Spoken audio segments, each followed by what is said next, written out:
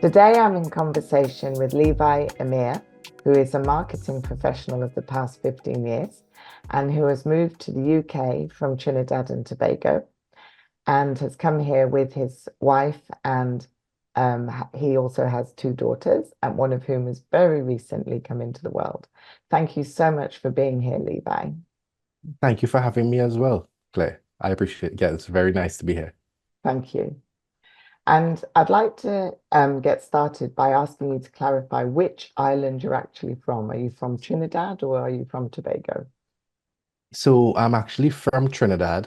Uh, it's a great question because many people aren't aware it's actually two separate islands, and people do spend time between each on a regular basis. Tobago is more of the quintessential Caribbean island, blue water, white sand, and Trinidad is much more industrial, much more of a party island. That's where, the Ibiza almost of the Caribbean.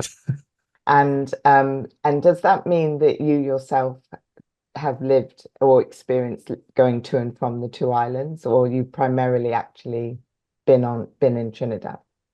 Yeah, on a regular basis, I have been to Tobago many times, and it's a very short flight actually. You take maybe 15 minutes between Trinidad and Tobago if you're taking the plane. If you're taking the boat, it's a lot longer. Quite a few hours. But if you don't have the strongest stomach, the plane is definitely the best option. Very good. Excellent. Thank you. And now Sure. you're living in the UK. How long have you lived in the UK? I've been here coming up on 5 years now, almost 5 years. Yeah, I came just before the pandemic hit, so just around February, March 2020, and then everything just, went haywire in the world simultaneously. So it was definitely a very pivotal moment to make a country move. Mm. Yeah, and if you're going to be stuck, so to speak, it's if you're going to have made the move, it's good to be stuck where you're moving to. And hadn't your Yes. wife moved over to the UK ahead of you? So if you hadn't have moved just before the pandemic, you'd have ended up apart. Yes, that would have been very challenging, I would say. She came almost a year, almost a little under 2 years before me. I should really say a year. It's just over a year. Because she arrived here around November 2018. And then I spent the better part of 2019 flying back and forth to see her as often as I could have. Coming from Trinidad, it's one of the British colonies, past colonies. So we have the flexibility to come without a visa for 6 months. Uh, so I exercised that as much as I could have. And that was the way we were able to see each other throughout the whole of 2019 and then early 2020, I made the final switch. Mm. And you had a job where you could do that, didn't you? Where you had the flexibility that you could come and go. You weren't fixed in one abode, were you?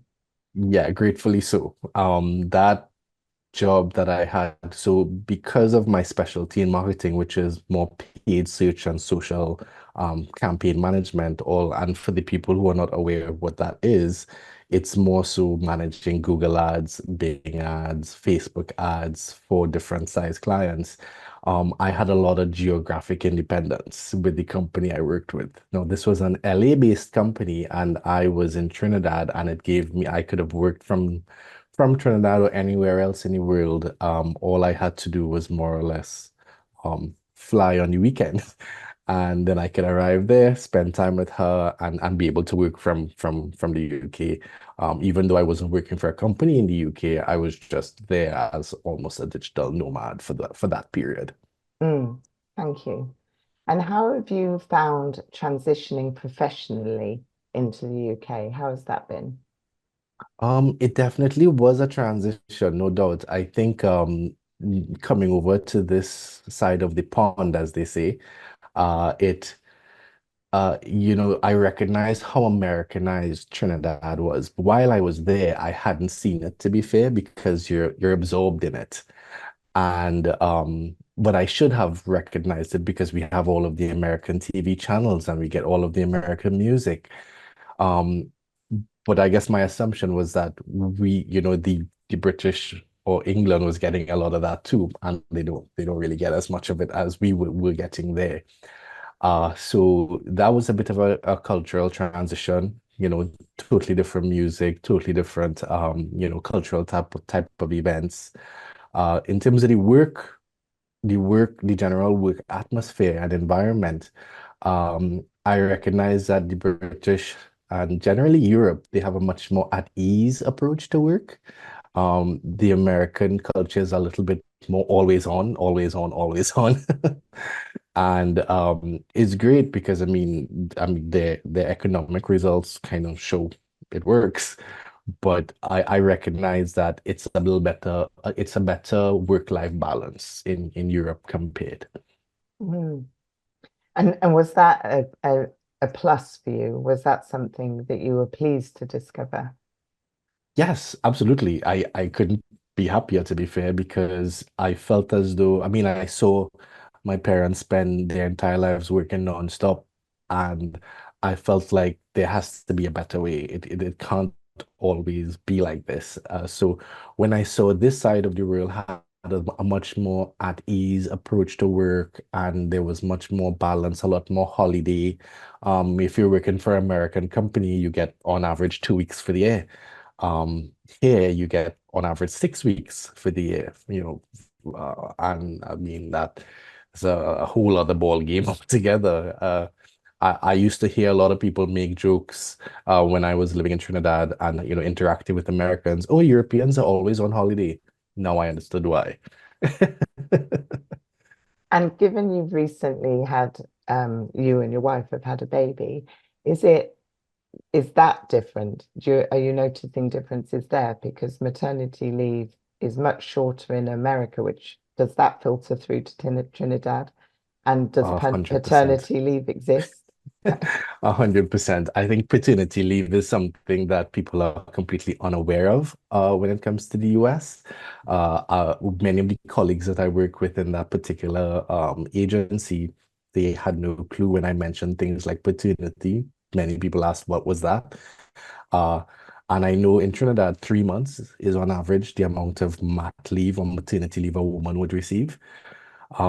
In the UK, she received over 1 year.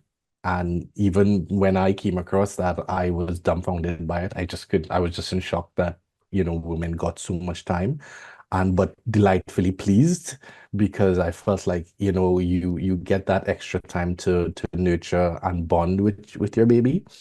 For me, I was quite blessed, I would say as well, because the company I work with, I was awarded 6 months paternity leave, and in the UK, you only get maybe 3 weeks to a month on average. Because I think the government pays for maybe 2 weeks, and then some companies afford the person a bit more. But the company I worked with, or I work with currently, they maybe it's some of the French culture because they're a French-based company, but they allowed for 6 months paternity leave, which I think has shifted slightly to 4 months, but still 4 months is like an amazing amount of time to be able to enjoy with your young one when she or he has just arrived, and we were able to milk it. We absolutely milked it. And that was one because I know for sure if we were both in Trinidad, I would have had no pat leave, or even working for a US company on average, I would have had no pat leave, and she might have gotten 3 months max. Mm, wow.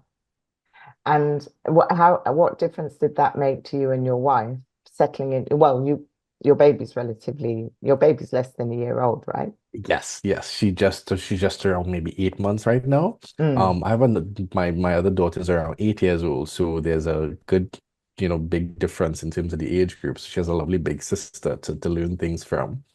Uh, but yeah, it's like we really enjoyed the time because we were able to have a lot of really great conversations about, what we want for her future and things that we want her to experience, and we were able to do a lot of planning and yeah, a lot of really just taking it easy, taking nice walks with her, getting her, everything's new. As I say, when you have a baby, you rediscover your childhood. So, we did a lot of that, spending time figuring out what kind of books we want to get for her and, some of the things we want to do with her. Um, the first 3 months kind of felt like a blur, to be fair, because it's all one long day is what it felt like. Just getting up every 2 hours, making sure she's fed, giving her sleep feeding in the middle of the night. So we really didn't get much sleep. But after that first 3 months, I recognized it was way better. We were able to do a bit more. And yeah, I was able to, she was able to get a little bit of reading done from time to time. It's so hard to sit down and get like, your reading in when you're working nonstop. Her having a medical job, which is high stress often. Myself, we often make the joke where, she saves lives and I improve livelihoods. Being in the market in our marketing industry. So we were able to take a break a little bit from work and be able to just enjoy that time. And that was, I would say, priceless. Mm. And so that's a blessing that came with having your family here in the UK, Yes. given the difference in maternity leave. But what challenges and paternity leave, but what challenges have you faced? I think the biggest challenge is, being in a new country away from any supporting family or extended family. It makes it, you have to rely on yourself and your partner. You have no other help really. You have no relatives to call and say, hey, could you come help us? We just want to go on like, a date night. Um, or, even just, 5 minutes to take a walk on your own. It's not something you could get to do. So there were a couple of times where I had to like encourage my partner to, hey, go take a walk, like leave me, I'm fully capable. Because I think as a woman with a new baby, she's like, I don't want to leave her, I want to be right next to her all the time. And I had to spend some time encouraging her to say, hey, you know what, it's good to take a walk on your own, you are still your own person. And I think, not having anyone else was a challenge. And then particularly for us, we both had parents who passed away, fail in the last few years. So having that time with each other to kind of have some of those conversations that we might not have had, made it particularly challenging having a new baby and then not having, some of those parents around to Mm, have them enjoy that with you. But then also the teaching element of it to say, hey, when she's doing this, do that, or those kinds of things.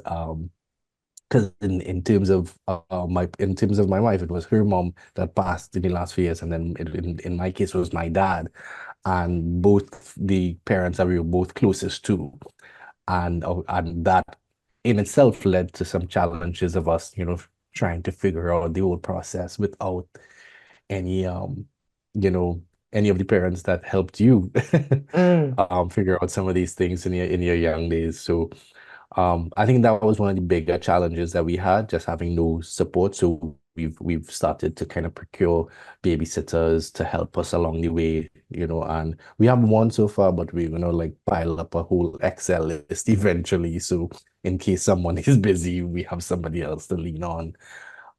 There was one extended family member that I had here, as well as my partner, but they were so far away in terms of like, just distance. mm, It's like 3 hours on average to see them. So we knew it was not going to be possible for them to provide any support. So mm, that's the main challenge, for anyone that where if they're moving country and they're going to start a family, if you don't have any relatives around, you'll have to start to, think about where am I going to build a circle of support from. mm, absolutely. And going a bit wider than the family, but staying on this topic of community, how Yeah. have you discovered settling into England and the town you live in, and how has that been in the last few years for you? That's been good and bad. Like it's been more good than bad, I would say.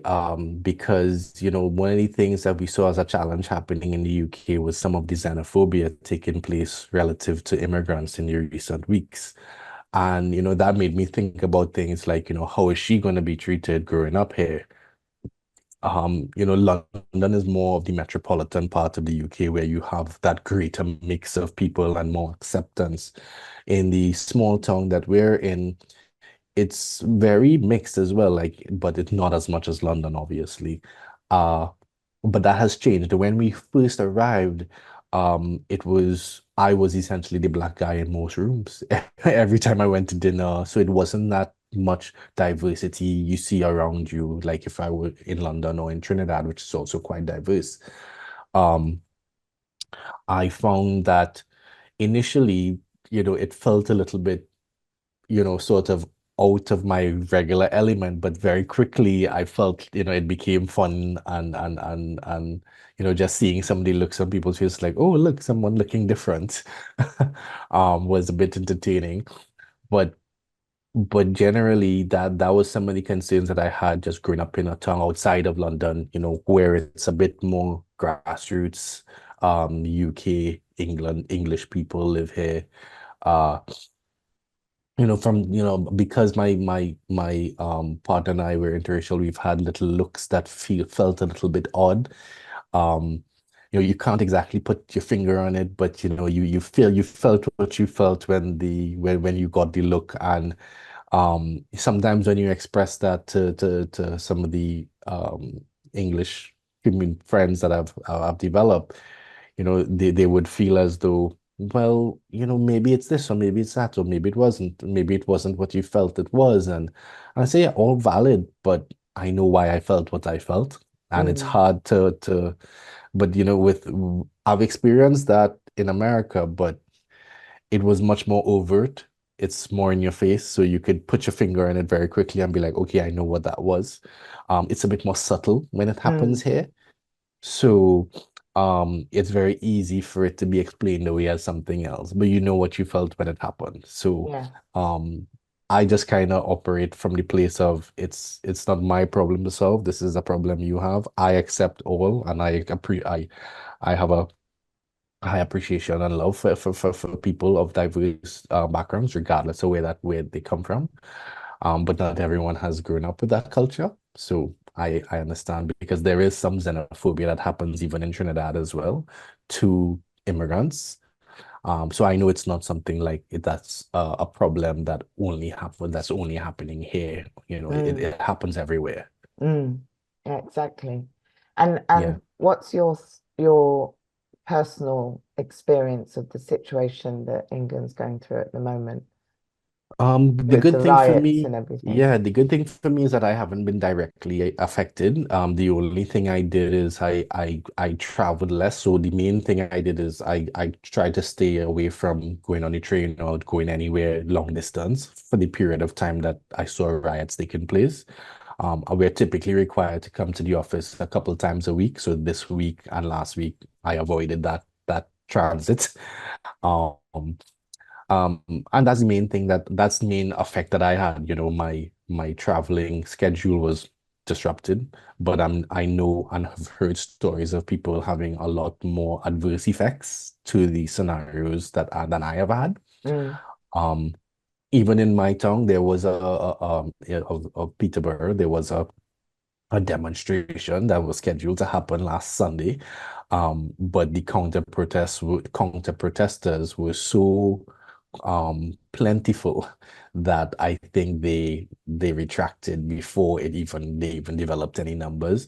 And I think it's because in Peterborough there's a very large immigrant population and many people appreciate the diversity that they see in the community. So they came out in their numbers, and as a result, I didn't see any protests in the city itself. But there were many other cities where some very larger some gatherings occurred.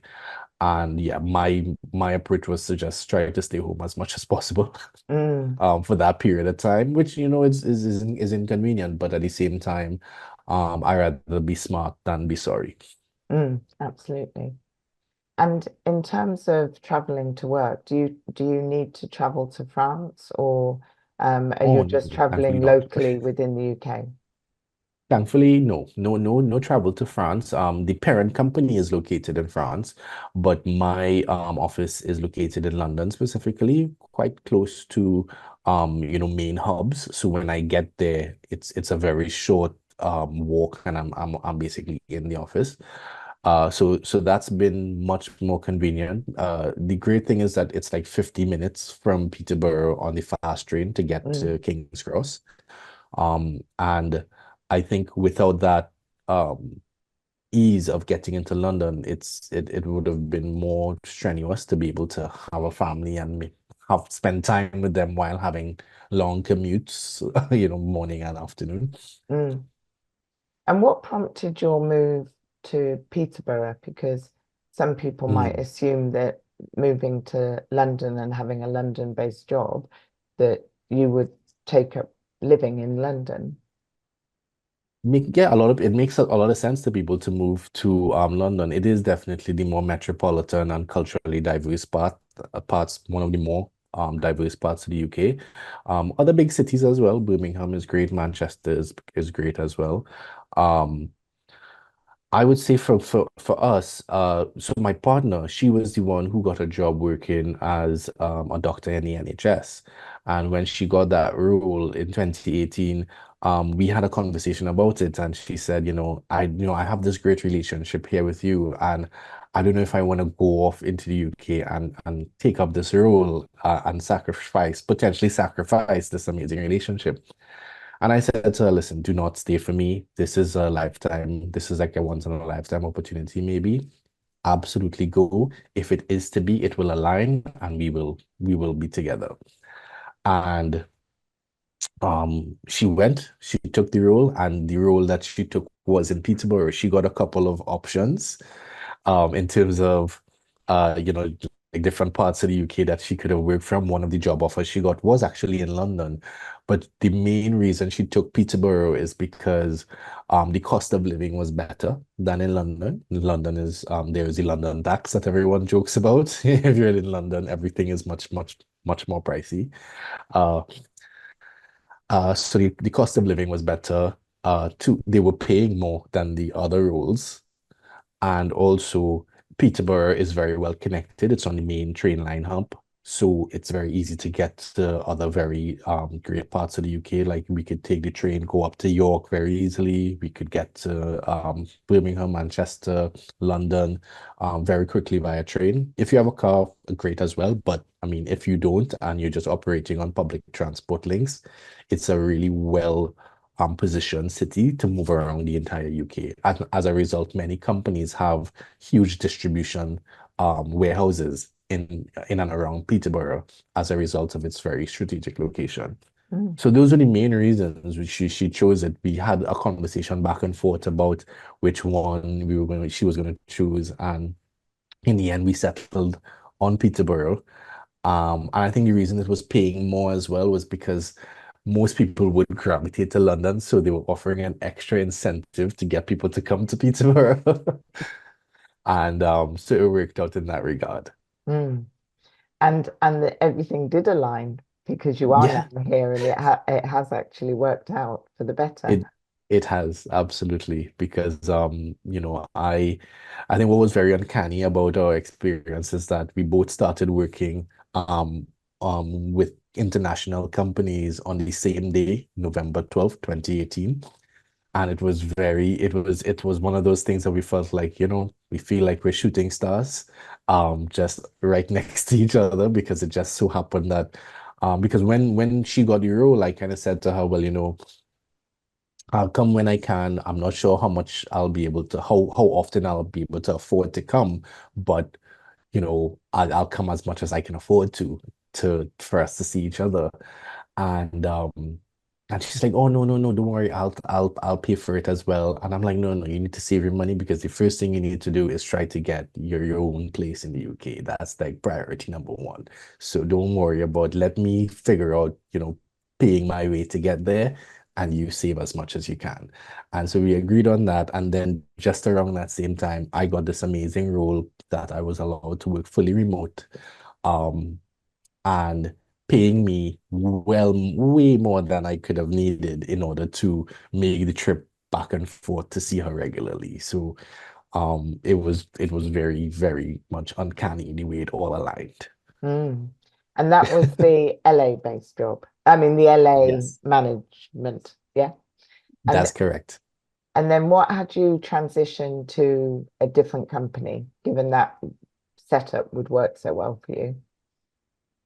I think the main reason I remember making the transition to a UK-based company was because of the hours. Being a LA-based company, I had to work California hours. And in the UK, with 9 hours difference, it meant that my work day started at 5:30 p.m.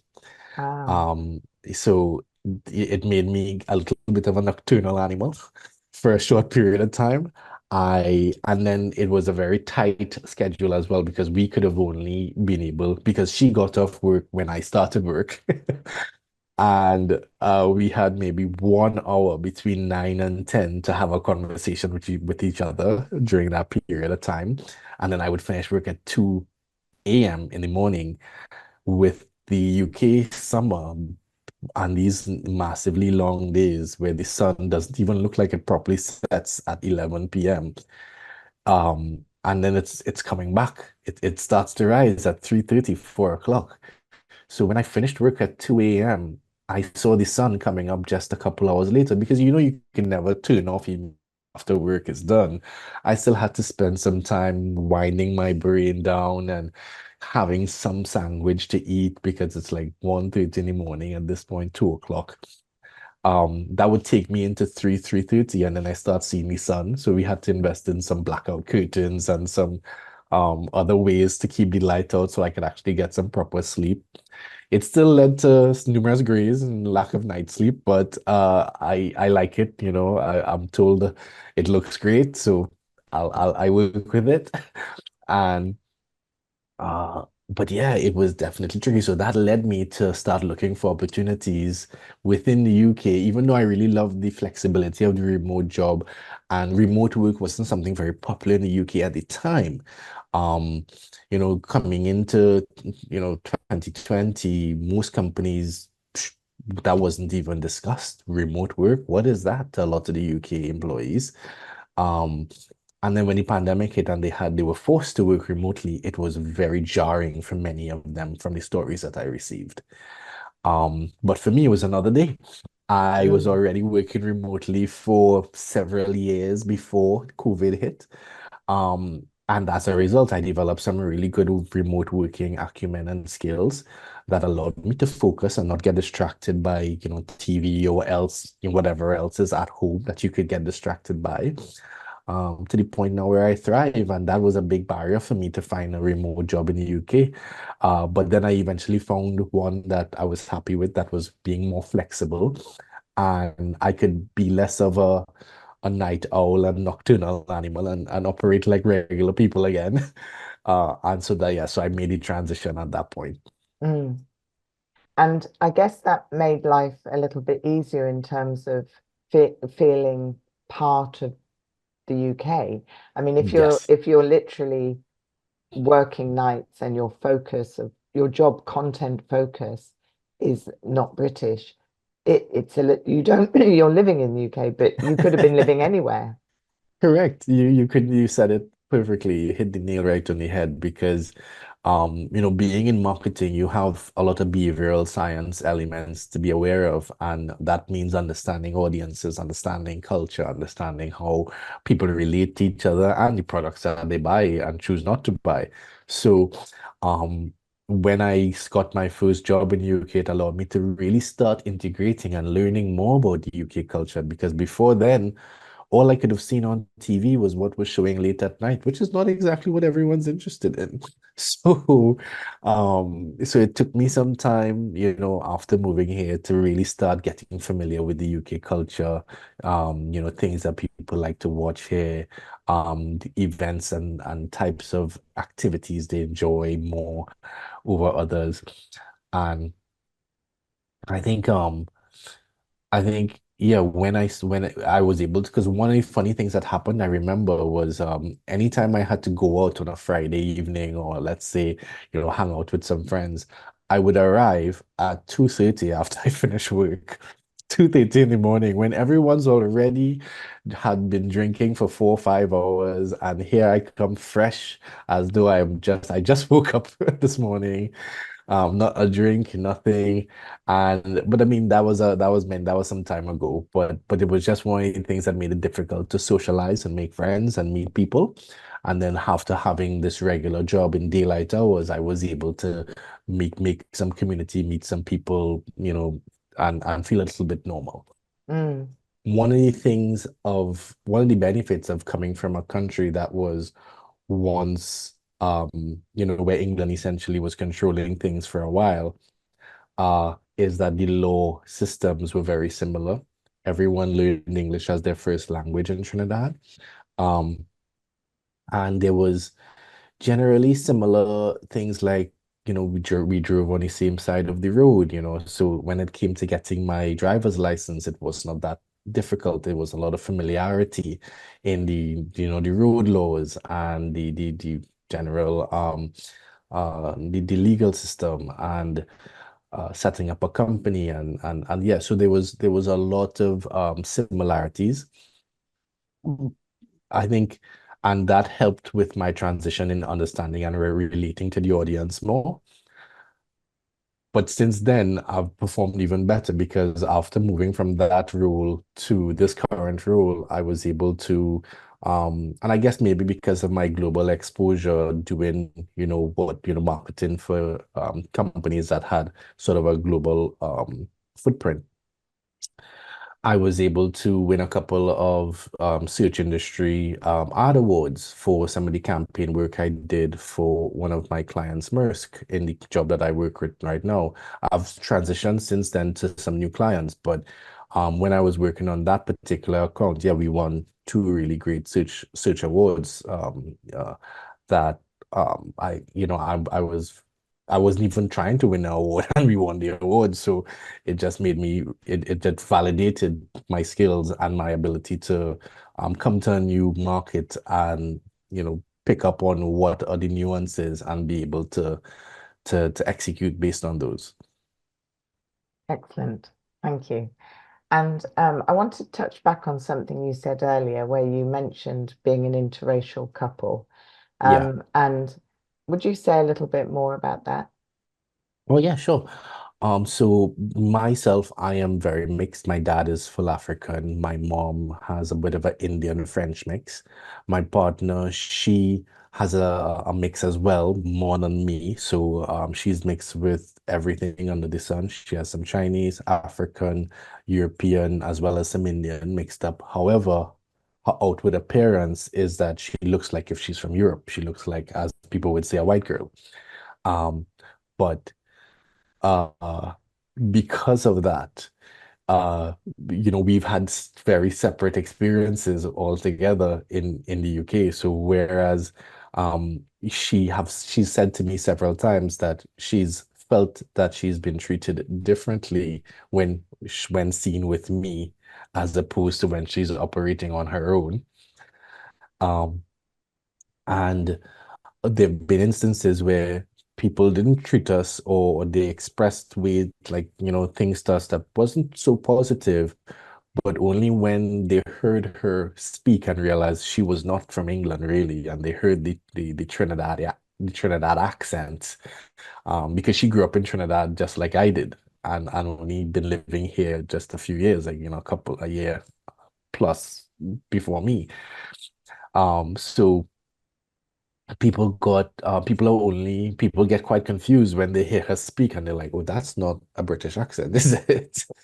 Because she looks like she can integrate very easily as someone from England, and for me, my accent is very thick. I've had to lecture for many years at a college level, so as a result, I think, and spending time in Trinidad all my life, my accent is probably never going to go anywhere. um and yeah, so I think for us having that mixed racial background, um, we feel that we are sometimes the diversity hire, but at the same time, we know we're very capable and we know our stuff. So we know when we are hired, it's because of merit, Mm, more so than anything else. Uh, she's very well accomplished, even though she would not toot her own horn. She's a magnificent doctor. She can look at anyone on a screen and diagnose what they have and be absolutely on point. Uh, However, she's had her instances here where patients would say things to her, thinking she's from England. They would say things that were, a bit racist or a bit xenophobic, talking about different people, thinking that she may agree with them because you look like me and this feels like a safe space. But I would never have that happen to me. Um, as a matter of fact, people tiptoe around me when it comes to those types of conversations.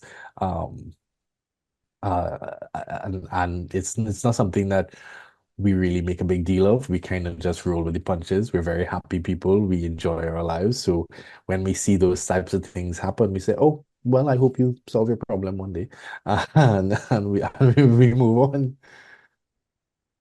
very good. Thank you. Sure. Um, and what are your thoughts in terms of how you see your future?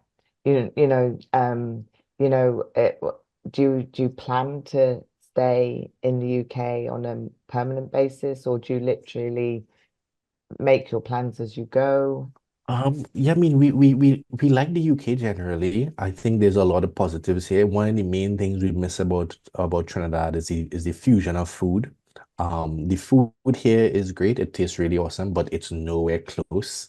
And then anytime you see any sort of Trini restaurants or any Caribbean food places, it's really a British version of Trini food or Caribbean food, but it's not it in any way or form. So I would say we enjoy the UK. We could see ourselves spending a lot of years here, maybe another 5 years, maybe. It could be more. Um, but we're not against moving again to another country because Mm, we kind of feel like once you've done it once, you can do it again. And we're in a privileged position to be able to do so if we wanted to. It just is really dependent on where opportunities pull us, you know. She gets a lot of marketing from the medical industry in Australia, trying to pull doctors from the UK there. Um, and the packages look very attractive, much more attractive than what people are paid here. It's up in the air if we'll decide to make the jump or not. But um, but yeah, we generally like the UK. One of the things that I always say I remember or I keep in mind about Trinidad versus the UK is that there's a fairly serious crime problem in Trinidad. And there's a lot of times you would hear loud bangs and know it's a gunshot or it's some sort of, something is going on. However, after coming here, it's so much safer in that regard. Like if you hear a loud bang, you can bet that it's fireworks. You know it's fireworks. You don't have to wonder or guess about, what it might be or what's going on out there. And I think that's one of the things we enjoyed a lot about moving here. We feel so much safer. I remember, very early when we moved, I think the first year, we ordered some pizza and there was some issue with the delivery driver and we had to go collect it. But this was late in the night. This was like, I should say very early in the morning. This was like 1:30 in the morning when I was just coming off of work. And she was up because it was I think it was like she had the day off the next day. So she said to me, "Oh, I'll go collect it." And I said, "No, are you crazy? It's 1:30. Like you can't go out there now." And then she had to remind me, she was like, "We live in the UK now. I'll be fine." And I was like, "Oh, right. Yeah, okay. You go ahead then. Yeah, I'll wait for you." And she walked, she got the pizza, she came back. It was just one of those things I had to like, adjust my brain around to be like, okay, yeah, an attractive woman could go out by herself at 1:30, 2 o'clock, and nothing will happen. Not that things do happen, but it's so much safer than Mm, what we grew up being accustomed to. absolutely. And does that encourage you in terms of bringing up children? Would you have felt comfortable long term bringing up children in Trinidad? Um, because we, know how to navigate and how to stay safe, we would have felt like, okay, yeah, if we had to, we can. Um, it's just, different. You just have to know what you can't do, and when you can't do it. Uh, and then you'll be fine. However, it would have led to a lot more anxiety. We would have had a lot more anxiety, a lot more potential concern. We would have had a lot more rules likely around what you can and can't do. And in the UK here, I remember asking a number of people in my job from various backgrounds, what was your parents' way of punishing you when you did stuff wrong when you were growing up, right? And everyone who were from different countries had some form of punishment. But the one guy who was the British guy there had no punishment. He never experienced punishment. And we were like, what? So we asked him, like, so like nothing? He's like, so I think that's one of the concerns we have had when it comes to raising children here versus the UK, that they could have the potential to be influenced by friends to do things maybe that they're not supposed to do because they are not getting punished for anything, or not there are no repercussions that they experience when they do things that they shouldn't do. But of course, I mean that was sample size of one, so it's not to say that it's a hard and fast rule that this is true across the board. I'm sure there are many English parents that discipline their children, but the few that I've spoken to experience nothing. Mm, mm. And when you look at a possibility of moving to somewhere like Australia, and you're Yeah. talking of the recent sparks of racism and xenophobia through the riots and things like that, how do you view that same issue when you look at Australia? I mean, we've done some research on Australia as well, and I mean, the history of Australia is such that it was like a prison colony of the UK at some point in time. So some of the issues that are here still live there. And from the Australian guys that I've had the privilege of have conversations with, they did mention that there is racism there and they have it within their own family as well. They've been doing a lot of work to try to change their behavior as they're away from them and they can, kind of not be encapsulated by it. One of the guys that I spoke to from Australia, he said that it exists. It is definitely there. It's within his family. He didn't even realize that some of the conversations that he was having within his family, and then it's only after he moved away and he got more exposure to different diverse communities, he was like, oh wow, like some of the things that I were taught to believe growing up were so false. Um, I think for me, I've experienced it more than once, so I kind of not, I don't feel that it will stop me from making the jump. I'll be definitely willing to make the jump if the right circumstances align where, for the entire family, my partner has a great position or a great role. I having a great, I think that was one of the things that helped me as well. When I came here, I just started doing my master's degree. So having completed that, I'm in a much better position for international opportunities. Mm, mm. And would you consider moving to the US? I have considered the US. To be fair, I had three picks in my mind when I was looking to explore outside of Trinidad. The UK was one, Canada was two, the US was number three. The US, I have always been exposed to the US and I like the US. I've traveled to the US several times. Um, I think it's certain parts of the US, yes. Depending on where in the US, because as I mean, the US is massive. Almost 330 million people compared to the UK, around 60 million people. So it's a huge market in terms of for a marketer. I mean, and the US they're some of the best marketers in the world. So having learned from a US agency, I've had a lot to be able to bring to the table here as well. But yeah, I'm definitely open to different parts of the US. I've spent some time in Miami. I've spent some time in Texas. I haven't been to New York as yet, but I did spend some time in LA, and I would gravitate to somewhere sunny in the US if I have to, because the UK, the sun plays hide and seek here. Yes, it does. Yes. Great. Thank you. Yeah, It's really interesting listening to you consider different countries. When your wife first obviously proposed to you the idea of moving to the UK, when she yeah. first did that, did the job come to her, the job offers that were coming up, did they come to her, or was she seeking to go somewhere and had she set her eye on England? That's a really interesting story. Funny enough, when we met initially and we started to have those conversations about, exploring outside of Trinidad, her initial first choice was Canada. She liked the idea of going to Canada because she already had some family there. She had a little bit of a base, so it felt more comfortable as a transition. And I was the one who kind of looked at Europe and the UK more so. And in the conversations that we had, she's like, I never really considered the UK. I should look into it. And I said, okay, well, if you see anything you're interested in, we could talk more about it.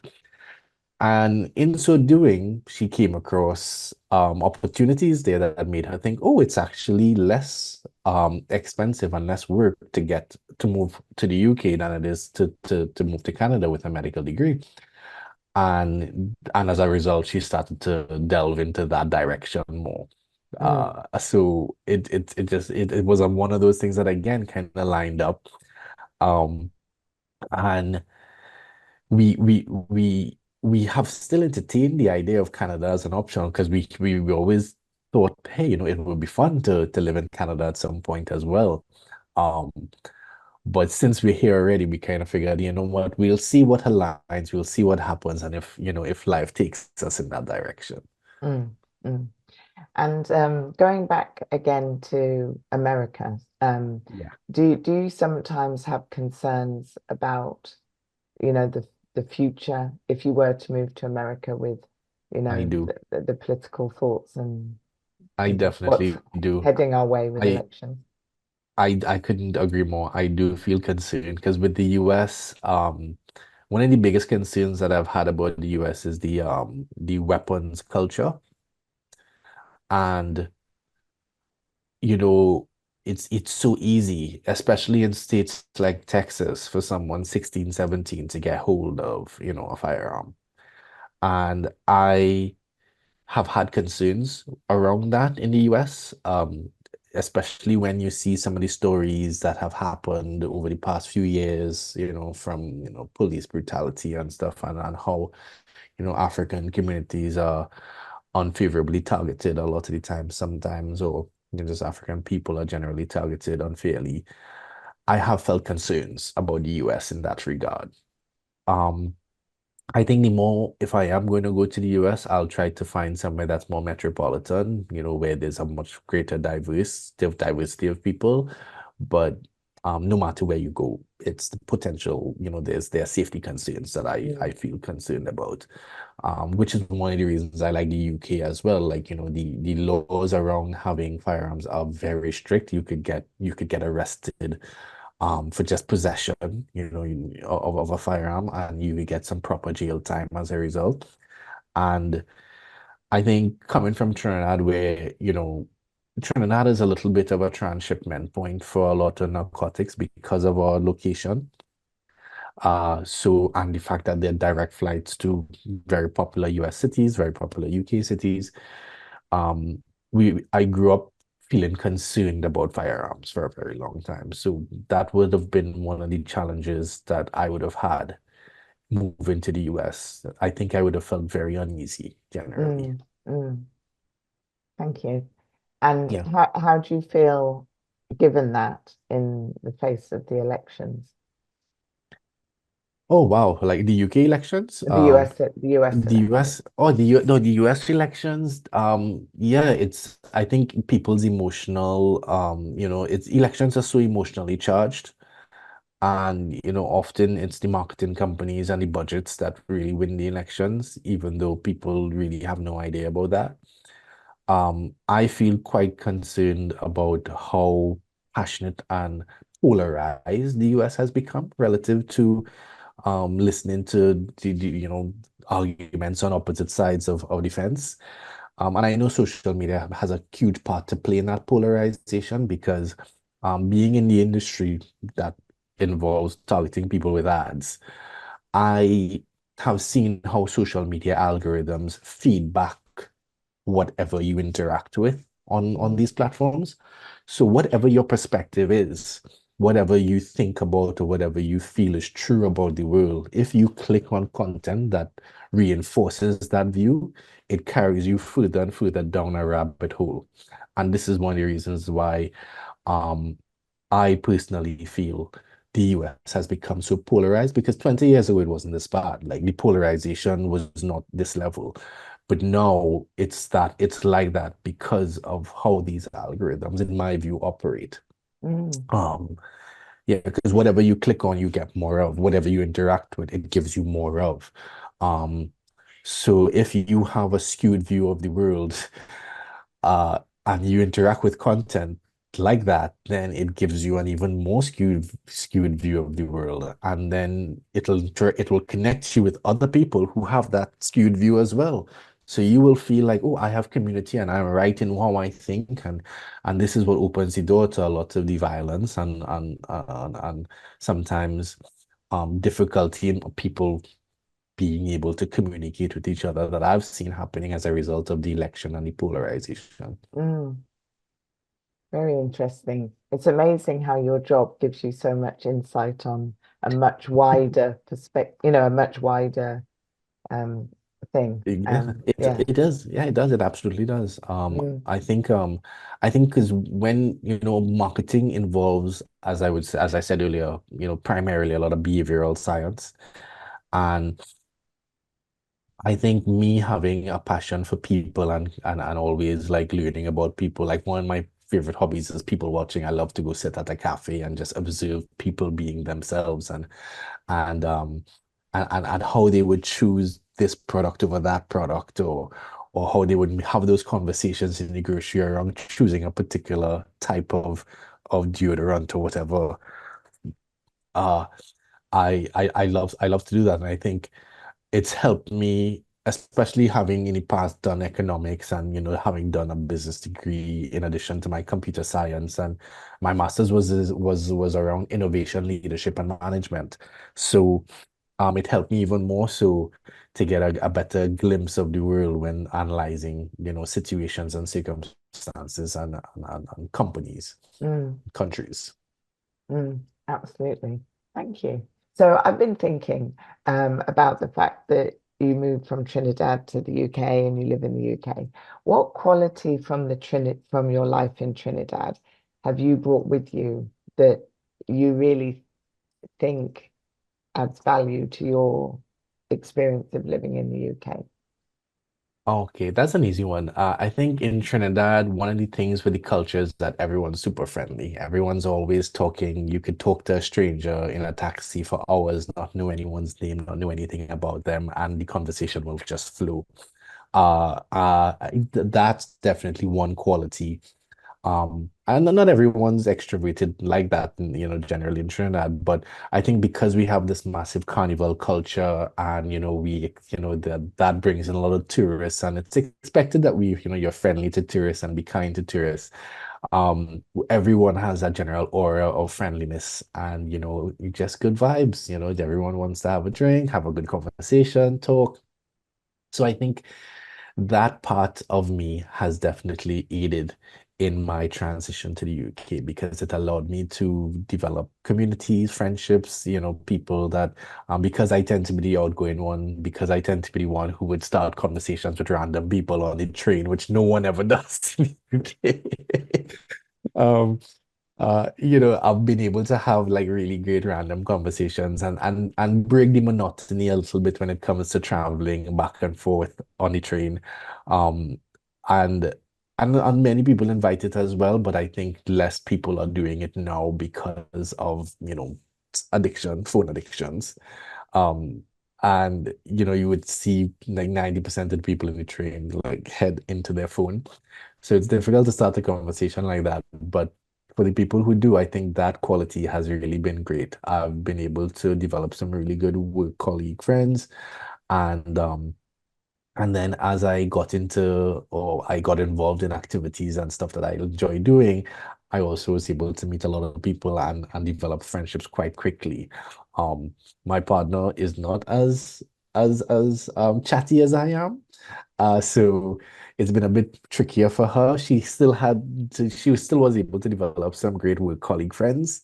Um, but for me, it's been a bit more wide. I've Mm, found that I met people outside of my workspace, outside of my regular, routines, much more so. And I think that's a quality that's helped me and will continue to probably help me as I navigate the UK and any other country that I choose to move to. absolutely. Thank you. And what quality have you picked up from the UK that you like and appreciate and you've adopted as your own? I think the UK generally has a culture of very high politeness that is good, and I've adopted more of it. Uh, Sometimes it's, when you hear people say, "You okay?" It's just a greeting. They don't really want to know if you're okay.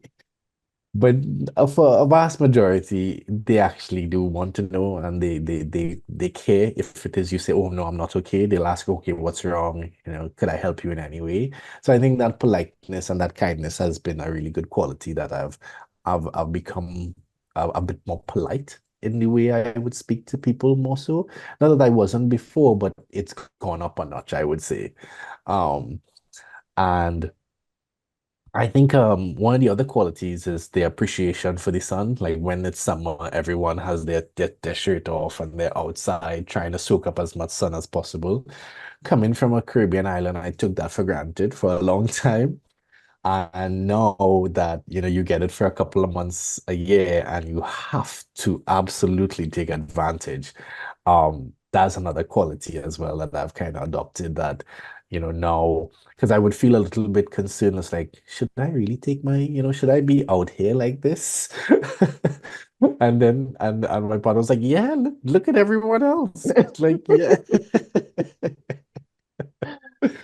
Excellent. What do you miss about Trinidad, and do you get the opportunity to return to Trinidad? So the main thing I miss in Trinidad are like, family. Specific family, the ones that I actually enjoy, being around. It's not always the case that you enjoy being around all family members, but that is definitely one aspect that I miss because if you can, you won't necessarily want to leave your family and move to another country, but sometimes your work life or your life just takes you there. So I think I miss that a lot.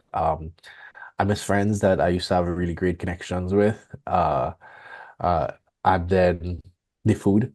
I miss the fusion food because of the mix in Trinidad. It's like 40% African, 40% Indian, and then 20% is mixed up of Europeans, Asians, mixed people.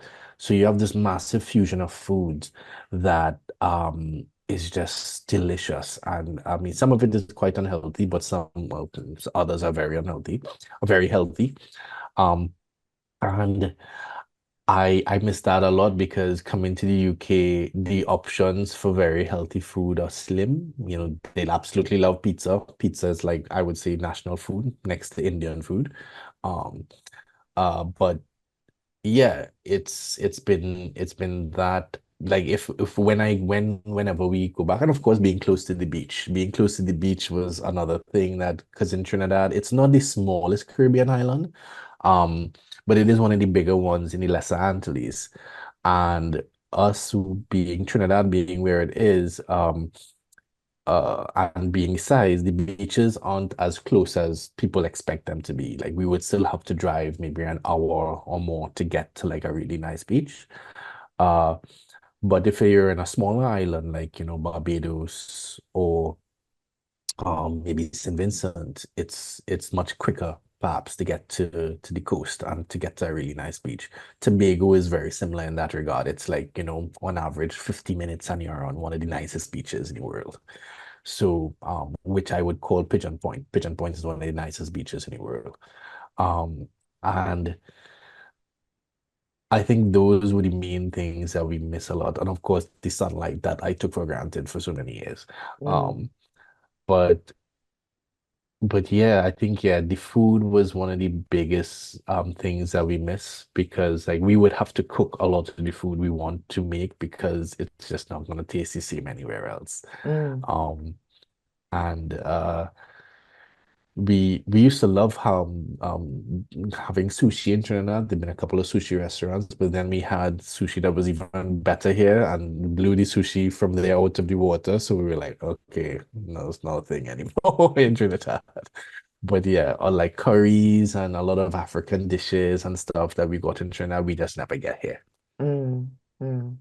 It's Yeah. really interesting that food always features as an aspect of moving countries. It's so, food is so important to us as people, so it always, Yes. yeah, it always comes up. So one of the things that you've just said that's prompted something for me is you talked about missing family and people in general. And how do you feel about, or do you experience expectations from family when you live in the UK? Is there a sense of that you have money in abundance and that you should be generous with it? Yeah, there is a general sense of that, like, because of the exchange rates that you're making so much more than people there, and that, you're seen as now the person almost who should be spending on anything and everything that's needed, even if it is you aren't actually there. That has been something that I experienced. And I think it's not something you experience from every family member, but it does come. And for some other people that I've spoken to, they've experienced it more than we have. Um, but it's definitely there. It's sometimes very much unspoken. Like it's not that you are directly asked for anything, but more so there is always a conversation around need that happens to happen when you're talking to them. So and people are intelligent. You pick up on it and you realize what's happening. But it all depends on how you decide to address the situation. Some people try to avoid, others, just unless you ask a direct question, I'm not entertaining it kind of thing is what some people have said to me they do. In my case, I've addressed it. I've said, you know what, that's not something I need to be aware of. Um, and then others that I've spoken to, they just simply cut them off completely and just try to avoid them altogether. And so yeah, I understand why. I could completely understand why. Because it could be a little exhausting from Mm, time to time. Yeah. mm. What else would you like to add, just as we come to a close in the podcast about your Um, life in the UK? Let me think. I think I've had a really positive experience in the UK generally. I would say, 9 out of 10. That one is there's always room for improvement kind of thing. But yeah, I've had a really great experience overall. I've met really good, friendly people. It's of course it's never gonna be a paradise. It's never gonna be, I didn't come here expecting that, oh, it's gonna be, like the Shire. And it's only rainbows and flowers and everything is perfect. I knew challenges existed.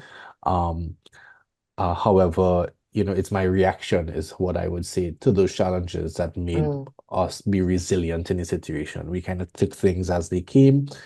We didn't get into the rut of why me of when things happened. We just kind of said, okay, yeah, let's just roll the punches. Yeah, let's keep it moving. And I think that approach has helped generally a lot. I think for anyone moving country, it's going to be very anxious. You're going to feel quite a lot of anxiety. It's a new place. You don't know what's going to happen. Um, but yeah, generally, I would say obey specific little rules like, be aware of your surroundings, even though you're coming from a new place and it's a safer place than where you're coming from. In our case, for example, still be aware, still keep your luggage close, still keep everything close, still, don't operate like, oh wow, things are just amazing here.